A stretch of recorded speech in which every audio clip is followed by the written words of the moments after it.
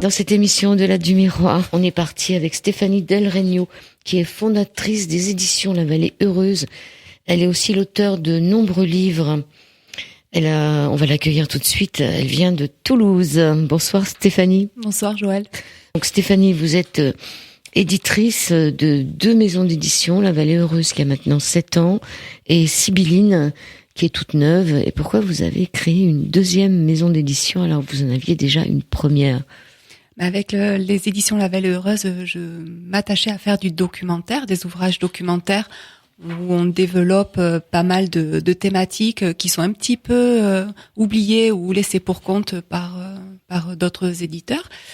Et il était temps, au bout de 7 ans, d'élargir un petit peu le panel et de se faire plaisir aussi, et de mettre un petit peu de légèreté dans le milieu de l'édition avec de la littérature ésotérique, parce qu'on sait que les gens aiment ça, aiment le mystère, le paranormal, la symbolique, toutes ces choses-là qui restent pour nous un petit peu hors de portée. Et surtout, c'était parce que c'était des romans, vous voulez plus mettre des romans dans l'une des deux, c'est ça ? Je voulais un peu de romans, oui, parce que j'adore les romans. J'aime aussi énormément les documentaires, mais les documentaires, les auteurs n'ont pas vraiment de place pour donner leur avis. Et dans le roman, on peut se laisser aller et puis sortir tout ce qu'on a dans la tête. Ok, là on vous accueille pour c'est le premier livre édité chez Sibylline. Le second. Le premier, c'était quoi ? Le premier, c'était Coupe amère de Gisèle Gonneau, une ancienne commandante de police. Donc, c'est un polar ésotérique sur fond d'art divinatoire et de franc-maçonnerie. Ah, ça a l'air intéressant.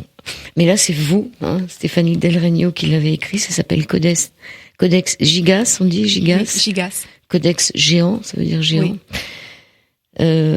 Ce Codex Gigas a vraiment existé. C'est un manuscrit médiéval du XIIIe siècle, écrit par un moine bénédictin du monastère de Boldasis en Bohême, qui maintenant se trouve à la Bibliothèque nationale de Suède. On en parlera un peu plus au cours de cette émission. Il s'appelle aussi le livre, la Bible du diable. Et comment se fait-il que vous ayez eu envie d'écrire sur ce sujet ? Alors, la nuit, je dors pas beaucoup et je passe mon temps à regarder des documentaires. Et il y a quelques années, en 2008, je suis tombée en pleine nuit, je regardais RMC Découverte, et je suis tombée sur un reportage sur la Bible du diable. J'en avais jamais entendu parler.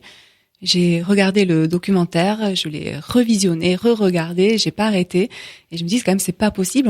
Je savais pas du tout que ça existait. J'en parlais autour de moi, les gens ne connaissaient pas non plus le sujet, donc j'ai commencé à m'intéresser un petit peu. Il y avait pas beaucoup d'informations à cette époque, donc c'était en 2008, c'était il y a une dizaine d'années, il y avait pas grand-chose, et quelque chose me disait il faut que tu écrives sur ce livre. Voilà, sur ce Codex Gigas, il faut absolument écrire une histoire, et puis ce moine bénédictin, il faut un petit peu le déterrer. Et il y a quelques mois, j'ai repris mon dossier. Et puis, il s'est avéré que la Bibliothèque nationale de Suède, donc qui est à Stockholm, a scannérisé en fait toutes les pages du Codex Gigas. Donc là, j'ai eu accès vraiment à tout le contenu et j'ai pu vérifier de moi-même ce qui avait été les infos que j'avais trouvées sur Internet. J'ai pu croiser, j'ai pu rectifier et en partant de là, je me suis dit c'est bon, t'as toutes les infos. Maintenant, tu peux partir sur ton roman. Donc, on est sur un roman historique. Tout ce que j'écris est vrai. Mes personnages, je les ai inventés. Donc, Herman, ce fameux moine. Herman, exactement, le reclus, son nom. Herman le reclus. C'est bizarre ce nom, c'est presque français.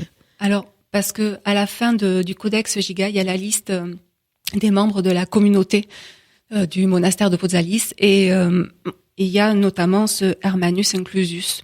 D'accord. Donc c'est Herman le reclus. En français, mais oui. Inclusus en latin. Oui. Vous avez un lexique médiéval au début parce qu'il y a des mots qu'on connaissait pas. Donc on recherche un peu dedans. Vous êtes allé, par exemple, ah non, ça on le dira pas. Cherchez ce que veut dire le chiabrena. Chiabrena, vous chercherez, on va pas le dire. C'est un gros mot. Où est-ce que vous avez trouvé tous ces mots pour écrire votre livre? Dans des dictionnaires spécialisés justement en français médiéval. Parce que je voulais vraiment immerger le lecteur au Moyen-Âge, au XIIIe siècle. Donc avec cette histoire, ce codex Gigas qui a été écrit entre 1223 et 1230.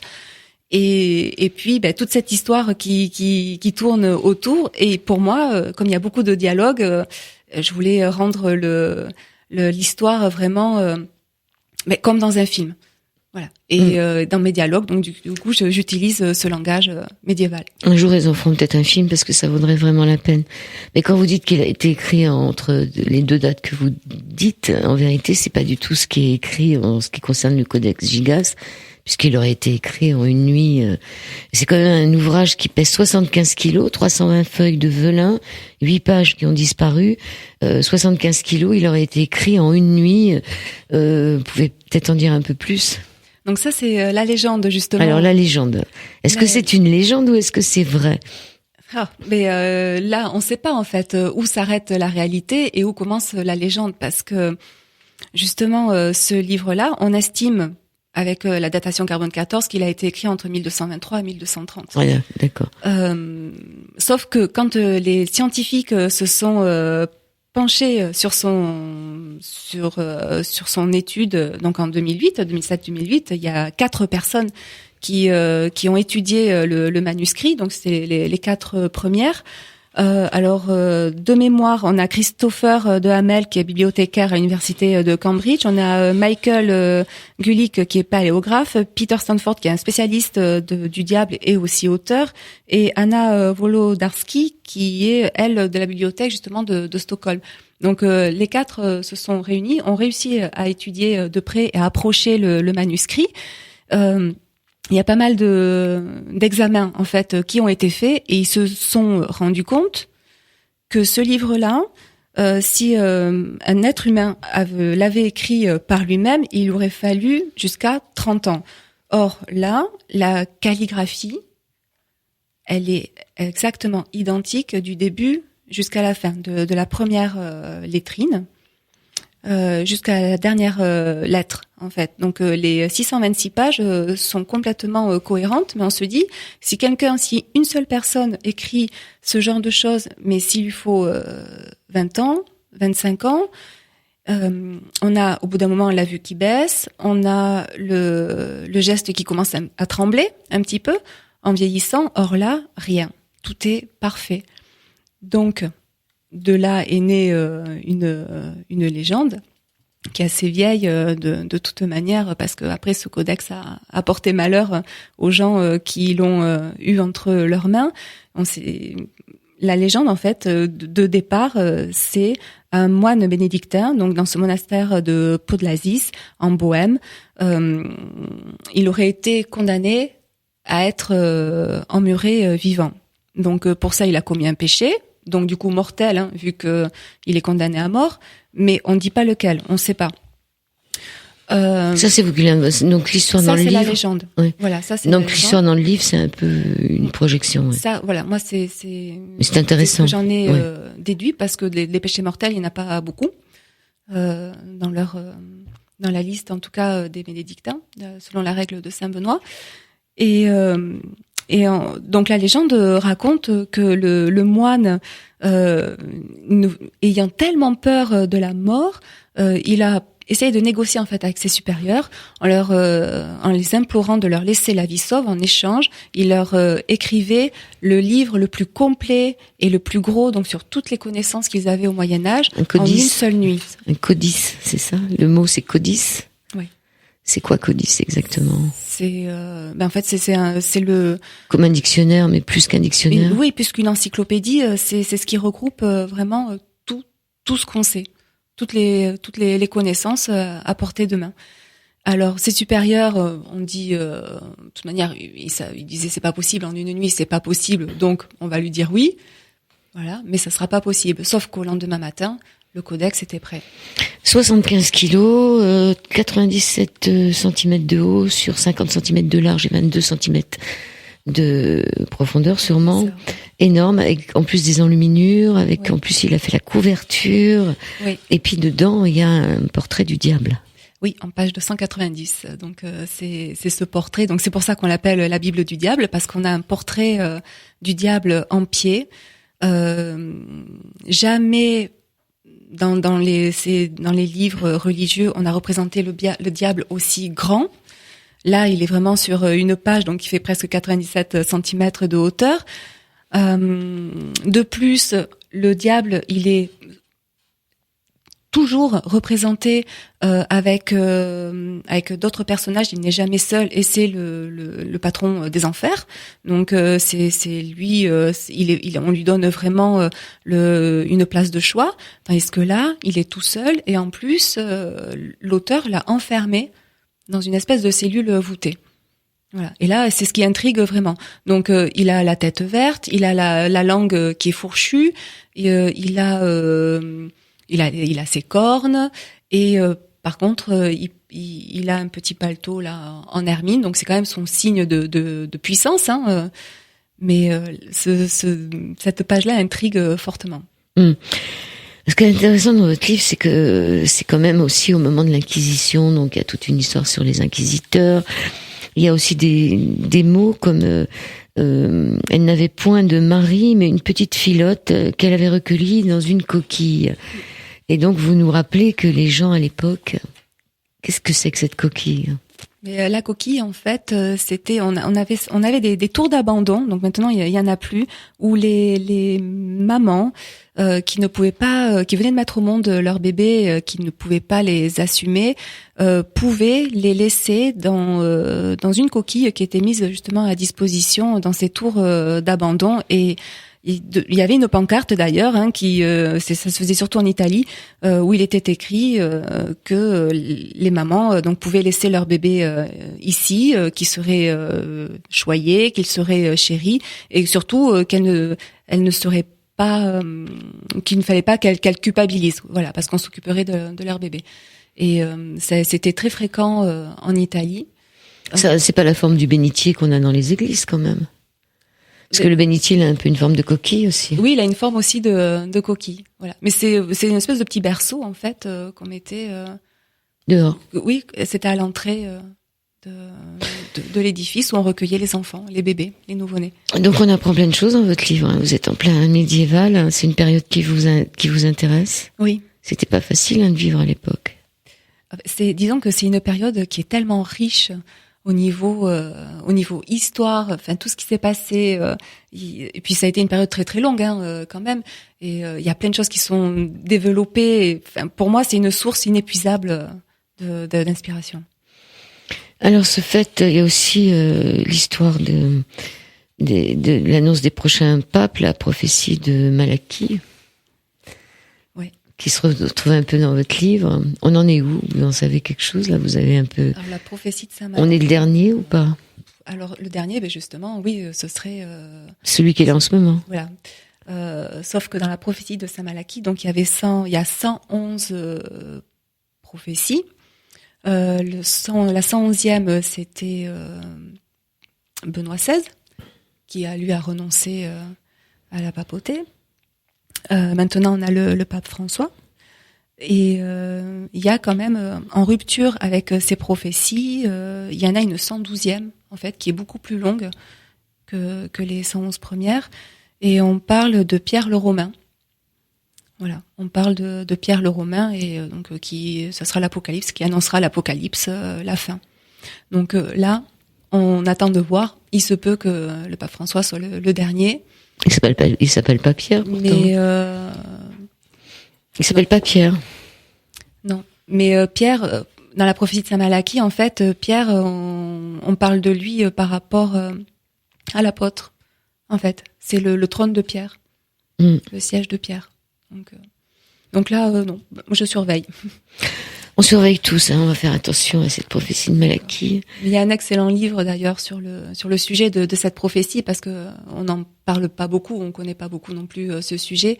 C'est un livre signé par Jean-Marie Beuzelin, voilà, un ami qui est écrivain aussi, et qui s'est penché sur ce sujet-là. et qui a été notamment invité aussi pour une émission sur MC Découverte sur cette prophétie des papes. Mmh. Donc la Sainte Inquisition, dans votre livre quand même, on se rend compte que les prêtres n'avaient pas tellement le choix de ne pas faire de la délation et de trouver des infidèles parmi leurs ouailles. C'est ça qui est étonnant, c'est qu'on se demande comment ça a pu se faire pendant toutes ces années.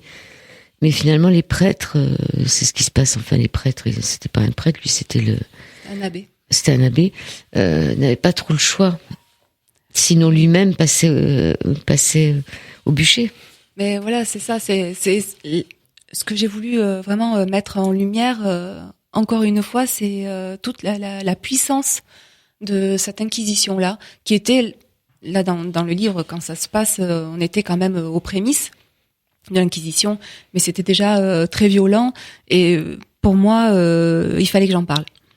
Je voulais vraiment reparler de ça, parce que c'est quand même des années pas très glorieuses de la religion catholique, chrétienne, et c'était, je me devais d'en reparler.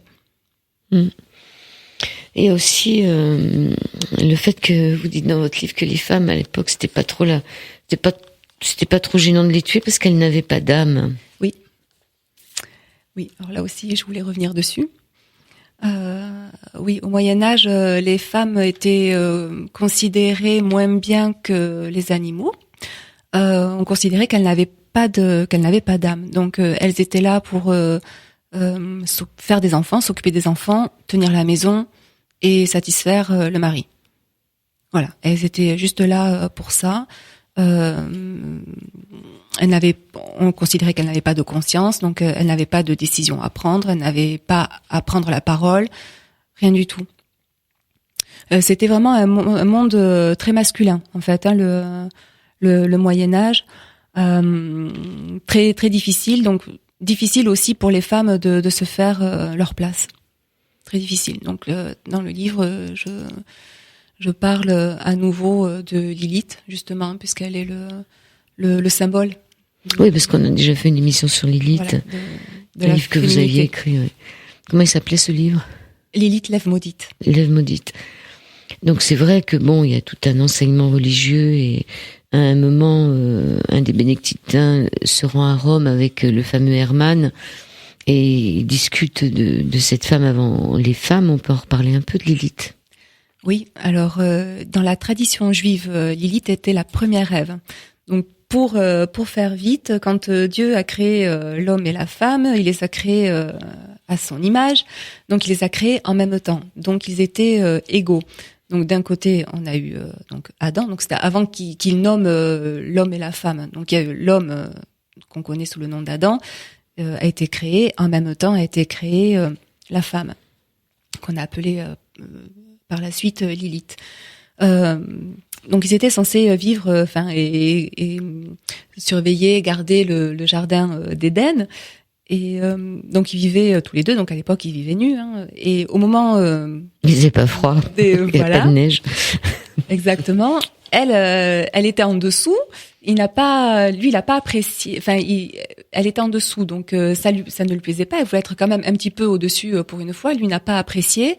Et il est allé se plaindre à Dieu, et Dieu a chassé Lilith du paradis, du jardin d'Éden, pardon, et il lui a créé à ce moment-là une aide, parce qu'on parle plus de femme en fait, on parle d'aide, donc une apparence de femme qui était là juste vraiment pour venir seconder l'homme. Donc c'est là où on a créé Ève. Qui n'a pas d'âme, qui fait les comptes, qui ne se plaint pas. Et voilà, et qui porte tous les péchés de l'humanité.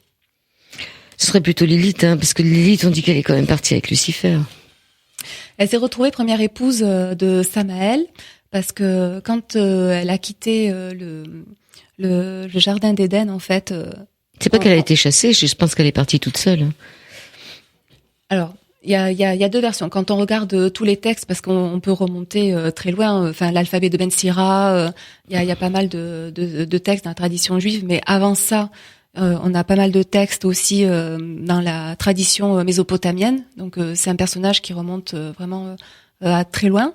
Des textes disent qu'elle a d'elle-même vexée, elle a quitté le jardin d'Éden et elle est partie dans l'obscurité et elle s'est retrouvée première épouse de Samaël. Donc elle est rentrée dans la démonologie.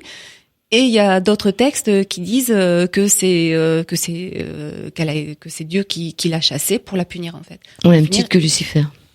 Pardon ? Au même titre que Lucifer, un peu comme les anges déchus, quoi. Voilà. Et en plus, il lui a mis une malédiction où elle perdrait tous ses enfants. Mais on est donc dans votre livre, il cherche quand même, il cherche l'origine de la femme. Est-ce qu'elle vient vraiment d'une côte d'Adam ou est-ce qu'elle était à l'égal de lui? Donc c'est intéressant aussi de se poser la question dans votre livre.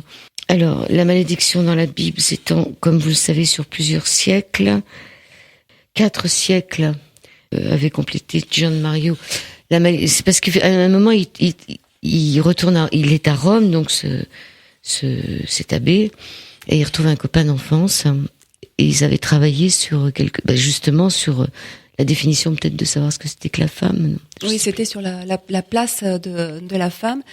Et donc Vittore Benedetto, donc l'abbé, le mentor d'Hermann, donc repart là-bas en Italie, où il retrouve son ami de toujours, Gian Mario, qui lui aussi était abbé, c'était un moine bénédictin également, et ils avaient exactement tous les deux travaillé pendant leur séminaire sur la place. Il s'était posé la question de la place de la femme dans la société, à savoir que tous deux avaient vécu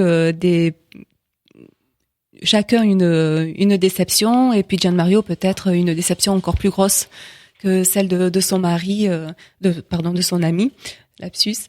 Et ils ont travaillé dessus, ils ont fait leurs recherches, et puis ils se sont rapprochés d'un évêque qui leur a ouvert un petit peu les voies de la tradition mésopotamienne et justement de cette Lilith. Mais après, ce que j'ai voulu aussi développer à travers l'amitié de ces deux abbés, de ces deux amis, c'est vraiment le concept d'amitié. Oui, parce que ça se passe quand même dans des monastères, et c'est que des hommes, à part quelques histoires qui arrivent quand même, une histoire d'amour, mais quand même il y a peu la place des femmes, donc c'est la place de l'amitié aussi. C'est sûr que il y a ce jeune homme là, Hermann, qui arrive très jeune dans cette confrérie, qui est obligé de se plier, parce que on peut dire que c'est un rebelle quand même lui. Oui. Lui, il a qu'une envie, c'est de partir sur les routes, voyager. Et c'est pas vraiment ce qu'on lui propose dans ce monastère. Mais c'était le deal avec ses parents. C'est c'était jusque-là un enfant modèle, intelligent, tout allait très bien. Et du jour au lendemain, il a changé de comportement. Et ses parents,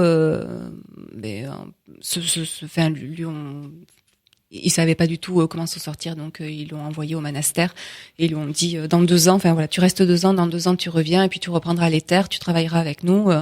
Et donc c'était le deal. C'était le deal, sauf que Hermann, lui, comptait pas revenir chez lui dans 2 ans. Et il comptait pas non plus rester au monastère. Lui, ce qu'il voulait, c'était mettre les voiles et parcourir le monde et découvrir. IDFM 98 de l'Amande FM, je suis sûre que vous attendez avec impatience qu'on parle du diable dans cette deuxième partie d'Au-delà du miroir avec Stéphanie Del Regno pour son livre Codex Gigas ou la Bible du diable. Alors Stéphanie, vous nous parlez de l'Inquisition, vous nous parlez de toute cette période un peu médiévale, on a parlé des prophéties de Samalaki et ce diable, alors il est assez bien décrit à la fin, d'ailleurs il fait très très peur. C'est quoi le diable? Est-ce que vous pensez que c'est une légende aussi ou est-ce qu'il existe? J'ai toujours entendu dire que qui croit en Dieu croit au diable.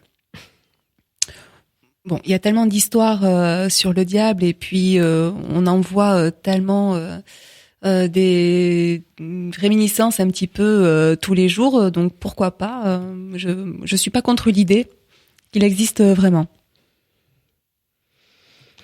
En tous les cas, il est présent. On dit donner son âme au diable. C'est un peu ce que fait Hermann. Il donne son âme au diable sans vraiment s'en rendre compte. Et ensuite, le diable veut qu'il passe sa vie à faire des choses pas bien, et là, il est pas d'accord, et donc il y laissera sa vie quelque part. Oui, oui.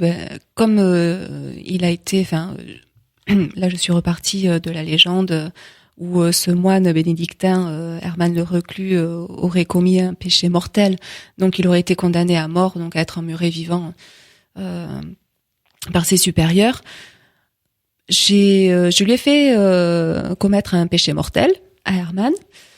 Donc quand il a commencé à négocier le prix de sa vie avec ses supérieurs et qu'il a parlé de ce livre jamais écrit, le plus gros, le plus complet, tout ce qu'on voudra. Et c'est le plus gros et le plus complet. Il n'y a pas eu mieux depuis. Hein. Alors c'est-à-dire qu'en fait, au Moyen Âge, c'était pas si rare que ça, en fait, les codex comme ça. Mais c'est quand même le plus gros. Mais c'est le seul qui nous est resté, qui nous est parvenu aujourd'hui. Mais il y en avait d'autres comme ça à l'époque, au Moyen Âge. Or pas aussi complet, mais aussi imposant, avec des dimensions aussi grandes. Il y en avait. C'était pas si rare que ça. Et quand Hermann a commencé le travail. Parce qu'il y a quand même le codex Gigas il contient quand même pas mal de choses, que ce soit l'Ancien Testament, le Nouveau Testament, les textes de Flavius Joseph, des textes d'Hippocrate, un almanach. Non, pas un le almanach. calendrier à la fin. Oui, les calendriers en fait duraient plusieurs années au Moyen Âge. C'était pas des calendriers annuels. Voilà, donc il y a beaucoup d'informations dans ce codex Gigas. Et quand il a commencé un petit peu, avant de l'écrire, il faut qu'il trace les traits, parce que ce sont des feuilles de vélin. Il y en a, on estime qu'il y aurait eu 160, on aurait récupéré 160 peaux de veau pour construire ce codex.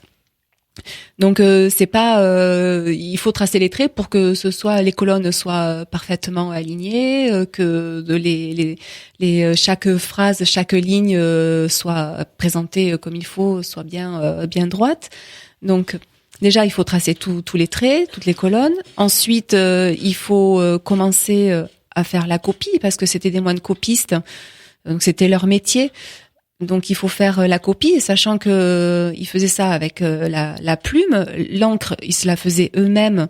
Donc pareil, les scientifiques qui ont travaillé sur l'étude du codex se sont rendus compte que l'encre était faite à base de nids d'insectes broyés. Parce qu'au Moyen Âge, il y avait deux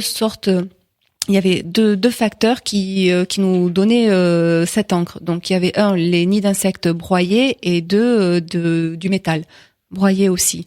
Donc là, avec les ultraviolets, on a déterminé en fait que c'était des insectes broyés qui avaient. C'était pas de l'antimoine, non, j'ai envie de rire. Non.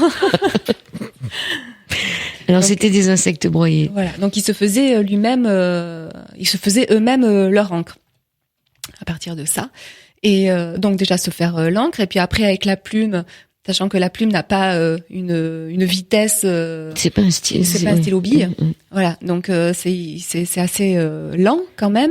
Et puis il y a toutes les lettrines, les premières et lettres. Les enluminures, voilà. Ça prend quasiment autant de temps qu'écrire une page, que recopier une page, parce qu'il y a plusieurs pigments différents, il y a plusieurs couleurs différentes, il y a plusieurs décors différents. Puis tout est superbement fait, travaillé, donc c'est pas fait à la va-vite. Donc ça prend quand même beaucoup de temps. Donc quand il a vu qu'il commençait à passer trop de temps, justement le temps passé, la nuit avançait, et que lui il en était encore peut-être qu'à l'Ancien Testament, il s'est dit c'est pas possible, demain matin j'aurai jamais terminé. Donc là il a commencé à paniquer, à s'inquiéter, et la seule solution qu'il avait. Il a prié Dieu d'abord. Hein. Il a prié Dieu d'abord. Oui, mais ça a rien donné. Oui, il est pas venu. Non, il a pas été entendu. Il a pas été entendu, et sûrement logiquement vu ce qu'il a fait. Donc c'était peut-être bien voulu, mais après la chose à laquelle on pense pour avoir de l'aide tout de suite, rapidement, c'est passer un pacte avec le diable. On appelle le diable. Voilà. Donc à minuit. Et là, il est là tout de suite. Il a arrive. appelé, et de suite, voilà. Il était pas loin. Il est jamais loin. Il est jamais loin. Il rôde toujours. Il a les oreilles plus grandes que. Oui. Ouais. Et donc tout ça, c'est dans le livre. Hein, c'est clair. Alors, ce qui est intéressant, on va revenir un peu sur le chapitre d'avant, sur l'Inquisition.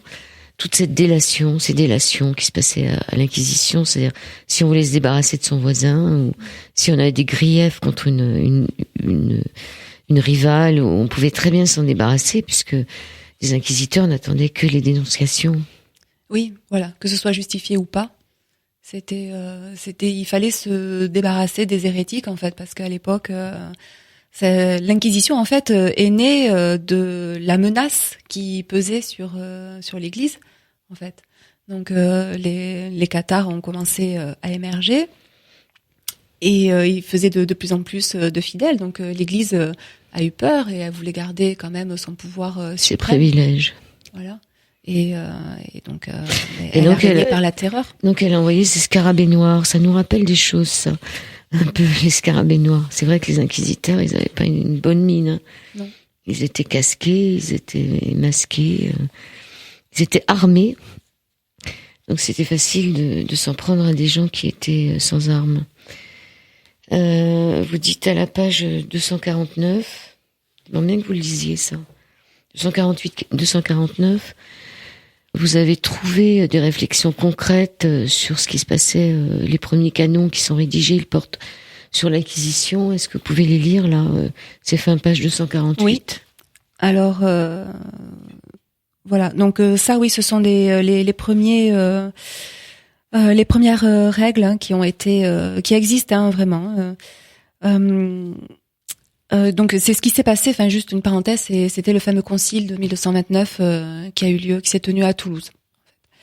Alors, numéro 1, que dans chaque localité soit désigné un prêtre et 3 laïcs qui guérissent diligemment les hérétiques. Numéro 2, que les abbés exempts fassent de même. Numéro 3, que les seigneurs des localités guérissent les hérétiques. Numéro 4, donc là on commence un petit peu à monter, de la peine contre qui aura permis à un hérétique de demeurer dans sa terre. Donc là il est question de confisquer les terres du complice et de le livrer à la justice.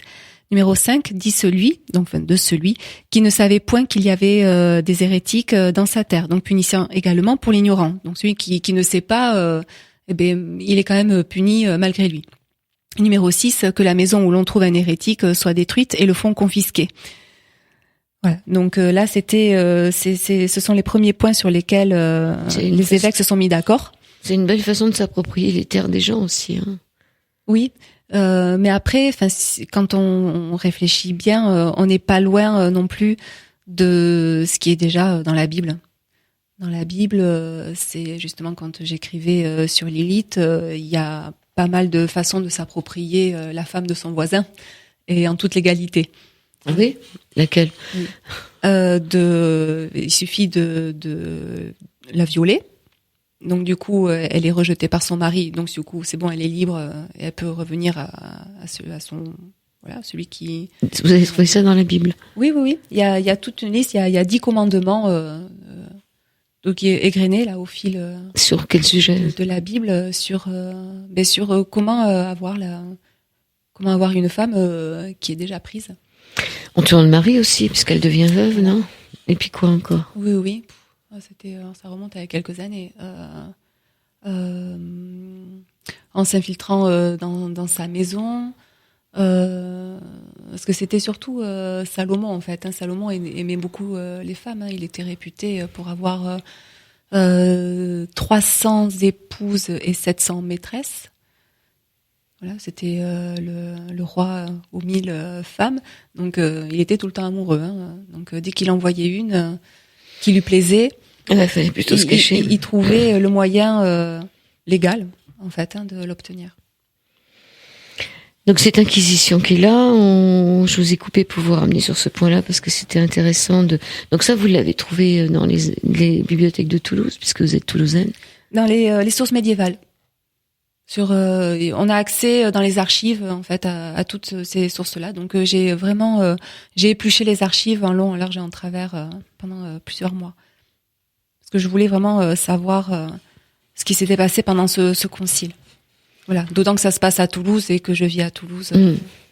Donc je voulais vraiment avoir le plus d'informations possible et puis retracer l'histoire de Toulouse là au XIIIe siècle avec des voilà, que ce soit au niveau archéologique, la pierre de Jérusalem qui est dans la basilique, et puis savoir aussi où se trouvait où se tenait ce concile, parce que en général ça se tient dans des cathédrales, sauf que là c'était à Saint-Cernin, c'est une basilique, c'est pas du tout une cathédrale. Donc j'ai fait je voulais creuser un peu plus. Comment ça se passe à Toulouse? Est-ce qu'il y a encore beaucoup de fidèles dans les églises? Alors bon, ça se vide un petit peu, mais par contre, justement, la cathédrale et la basilique restent quand même pleines. Elles sont visitées parce qu'elles sont belles. Il y a énorme. En fait, Saint-Cernin, c'est un lieu de passage des pèlerins.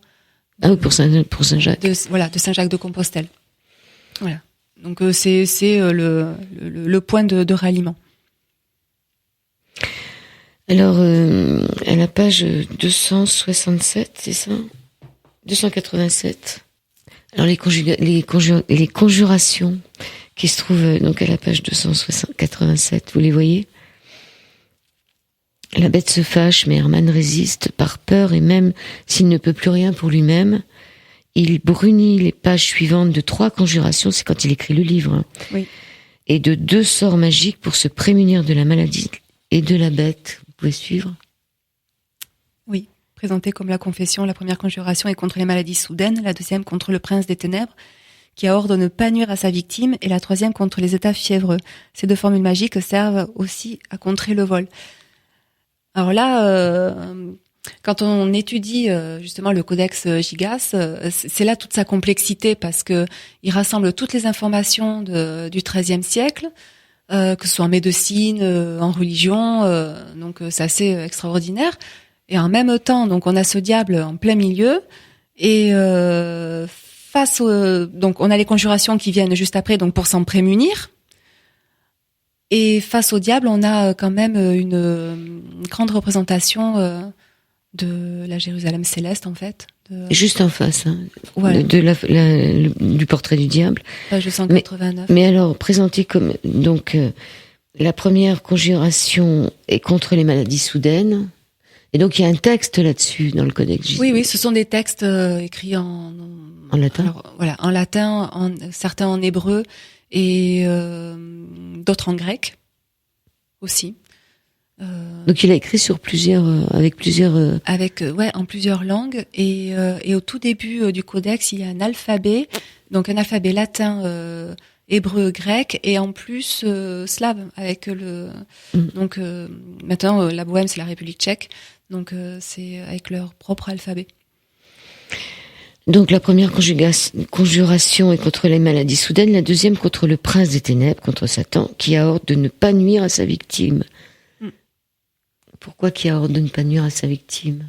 Ah oui, c'est la conjuration qui lui donne ordre de ne pas nuire à sa victime. Et la troisième contre les états fiévreux.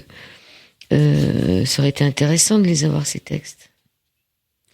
Et ils sont... alors, il faut les traduire maintenant, mais ils sont accessibles sur la... Ah, mais qui c'est qui peut les traduire à part parler latin, hébreu Bohème, c'est quoi? C'est du tchèque? Non, c'est quoi? C'est où là? Oui, c'est du slave. Du slave.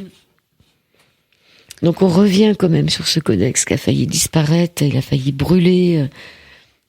Oui. Il s'en est sorti. Mais toujours, c'est pour ça qu'il y a cette légende qui lui colle à la peau, parce que après le décès d'Hermann, quelques années après, en fait, son monastère s'est vu ruiné. Donc le codex a été racheté donc cette fois par les moines en blanc, parce que là, les bénédictins à l'époque étaient en noir, étaient habillés en noir, donc ça représentait la mort à la vie terrestre, en fait, le noir, et puis c'est la règle de Saint Benoît, donc hyper ascétique. Donc c'est parti chez les cisterciens, en fait, donc les en blanc. Donc à côté de Prague, donc c'est le monastère de Sedlec.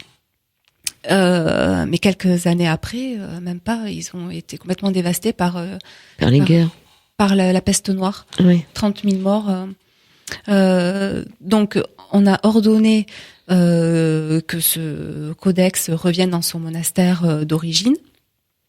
Sauf que jamais, il est pas revenu parce que c'est le monastère de Brémov qui l'a racheté en 1295. Ensuite, il a été racheté par l'empereur d'Autriche, la Rodolphe II, qui lui était collectionneur d'œuvres, d'objets complètement ésotériques. Il était fasciné par la Bible du diable. Oui, voilà, mais il collectionnait tout, enfin les thèmes astraux, tout ce qui se rapportait en fait à l'ésotérisme, et puis il lui manquait que la Bible du diable. Voilà, donc il lui fallait absolument. Donc lui, il se retrouve à l'acheter en 1565. Et suite à ça, il a un petit peu perdu la tête. En fait, il se retrouvait incapable de régner. Il n'avait pas de descendants, donc elle porte à ses malheurs, hein, cette Bible du diable. Ouais. Oui, il y a une espèce de, même si il y a des conjurations à l'intérieur, ben non, tous les propriétaires. Alors après lui, qu'est-ce qu'il a eu? Et alors après lui, c'est l'armée suédoise lui a volé, en fait, pour en faire cadeau à leur reine Christine. Donc là, c'était en 1648. Elle était fascinée aussi par cette Bible, et elle a ordonné qu'on la mette en bonne place dans la bibliothèque de son palais. Et même pas 10 ans après, elle a tout abandonné. Elle a tout quitté. Elle a abandonné son trône.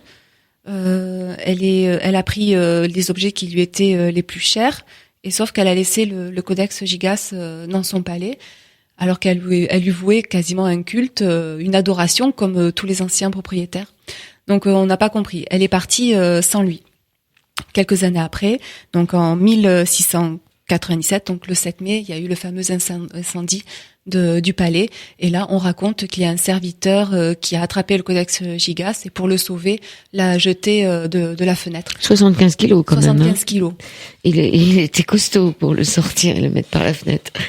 Et donc, il se retrouve par terre, le Codex Gigas, et qu'est-ce qui se passe? Et là, plus de nouvelles. Et jusqu'à ce qu'on le retrouve après à Stockholm, à la Bibliothèque nationale de Suède. En quelle année? On ne sait pas. Ça fait un petit moment qu'il est là-bas. Mais là, il y a eu combien de temps qui se sont passés entre le moment où il est passé par la fenêtre et où on l'a retrouvé? Eh ben, c'était fin 17e, fin 17e, et après, pour tout vous dire, je sais pas depuis quand est-ce que la bibliothèque a pu le récupérer. Parce qu'en plus, comme il y a des prêts, il y a quelque temps, il s'est retrouvé en prêt, il est revenu en République tchèque, où beaucoup de visiteurs se sont pressés justement pour le consulter, enfin pour le voir. Mais ça a été un prêt de quelques semaines ou quelques mois. Là, il est revenu à Stockholm. Et il porte pas trop malheur finalement là, puisqu'il arrive à rester à un endroit. Après, il y a toujours cette histoire. C'est le truc des légendes. Voilà. C'est comme on n'y était pas. C'est voilà le bouche à oreille, la tradition orale. Voilà, il suffit que quelqu'un en rajoute un petit peu ou dise pas tout, mais ça en fait une légende. En tous les cas, il y a quelques photos. Si vous tapez Codex Gigas, Gigas, il est quand même, il est connu, quoi. Je veux dire, enfin, il est connu. Moi, je ne connaissais pas cette Bible du diable, mais il est quand même répertorié. Hein. Il a sa page Wikipédia. Il est à la bonne place. Cette Bible du diable, elle est bien chez nous quand même. Elle est bien sur terre. Oui. Mais après, on va trouver quelques infos sur les sites vraiment spécialisés. Après, sur Wikipédia, il y a des bonnes sources, mais tout n'est pas juste. Après, il faut aller, il faut creuser, et puis moi, j'ai surtout trouvé mes infos auprès de la Bibliothèque nationale, quoi, parce que comme ils ont étudié le manuscrit de près, voilà, je sais que c'est. Donc sur le site de la Bibliothèque nationale de Suède, de Stockholm. Mais c'est pas en français, ça, donc comment vous avez fait? Non, mais il y a une version anglaise, donc en anglais. Et donc il est traduit en anglais quand même. Quelques passages sont traduits. Mais après on a les explications des conservateurs de la bibliothèque. Donc en ce qui concerne les soins qu'il donnait, les médicaments qu'il donnait et tout, il y a quand même peut-être des formules, non? Après, pour cette partie-là, c'est resté en latin. Et après, je voulais moi essayer de les traduire, mais le livre est tellement ancien et puis donc il y a c'est même si c'est bien scannérisé, c'est difficile à lire. Oui, parce que la graphologie, la calligraphie en fait. C'est merveilleux à regarder, c'est une œuvre d'art, mais c'est très difficile à déchiffrer. C'est vraiment très compliqué et donc de l'avoir en plus sur l'écran. C'est très difficile de redessiner en fait les lettres et puis d'essayer de déchiffrer. Ouais. On va refaire une minute de musique. Une musique en 432 Hz, c'est ça, Stéphanie Del Regno. Oui. Vous me dites que vous avez écrit ce livre en écoutant des chants grégoriens. Ça, je veux bien vous croire. Ce sont des chants qui apaisent. Et Victor, donc l'abbé de cette confrérie, se rend compte, il se dit comment peut-on autant s'attacher à quelqu'un qui possède une face si sombre. Je vous cite dans votre livre, car c'est bien de cela qu'il s'agit, deux forces contraires qui ne peuvent exister l'une sans l'autre, mais au fond l'homme est ainsi fait. Il affiche sa meilleure facette afin de camoufler l'autre, mais il n'est qu'un saltimbanque au fond, avec ses propres failles nécrosées qui ne cherchent qu'à survivre. C'est une histoire d'amour, ce livre aussi, entre un vieil abbé et puis ce jeune Hermann. C'est une histoire de rencontre où, pour moi, l'amitié tient une place énorme, mais c'est au-delà de l'amitié, c'est de l'amitié, c'est de l'amour fraternel, de l'amour paternel. C'est vraiment... je voulais vraiment m'attacher à montrer l'attachement que deux personnes peuvent avoir l'une envers l'autre, même si elles ont 30 ans, 40 ans de différence d'âge, même si elles viennent pas du même milieu, même si tous les séparent, tous les opposent. C'est ce lien qui est invisible entre deux personnes, où on s'aperçoit en plus qu'on ne connaît jamais vraiment bien la personne que l'on suit. Je voulais vraiment mettre en avant la complexité de l'être humain et de la beauté justement de ses sentiments et de ses attachements qu'on peut créer entre nous. Oui, puis on peut aimer quelqu'un qui n'est pas un saint. Exactement. C'est ça, des fois on se demande comment on arrive quand même à aimer des gens qui sont pas des saints, justement, qui ont pu faire un péché capital. Oui. Alors les péchés capitaux sont lesquels ? Tu ne tueras point, alors les péchés capitaux, il y a l'avarice. Non, mais les péchés mortels. Alors péché mortel, oui, alors selon... oui, alors tu ne tueras point, oui, ça, il y a le péché mortel. Il y en a que 4, hein. Il n'y en a que 4. Il y a la mort, il y a le vol, et les 2 autres m'échappent. Mais tant mieux. Il n'y en a que 4. Donc, auditeurs, auditrices, vous cherchez les 2 autres péchés mortels qu'on a oubliés ce soir. Le livre Codex Gigas est publié aux éditions Sibylline par Stéphanie Del Regno, ici présente, qui est la directrice de ces éditions Sibylline.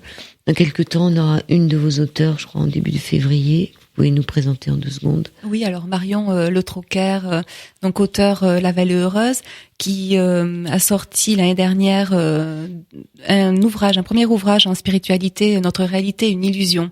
Donc les bases en spiritualité, vraiment un livre vraiment extraordinaire. Et cette année, elle m'a fait le cadeau de m'offrir l'approfondissement de son premier livre. Là, ça s'appelle L'insoupçonnable réalité.